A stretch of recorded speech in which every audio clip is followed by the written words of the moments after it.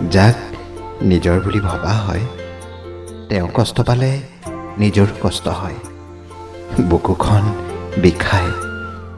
কিন্তু যেতিয়া সেই মানুহবোৰৰ ওচৰত তোমাৰ গুৰুত্ব নোহোৱা হৈ পৰে, যেতিয়া সেই আন্তৰিকতা মৰম আদৰবোৰৰ মূল্য নোহোৱা হয়, তেতিয়া কেৱল বুকুখন বিষুৱাই নহয়, বুকুখন একেবাৰে ভাঙি চুৰমাৰ হৈ যায়। হ'লেও হৃদয়খনে কোনো আক্ষেপ নকৰে, কাৰণ হৃদয়খন যে স্বাৰ্থপৰ নহয়।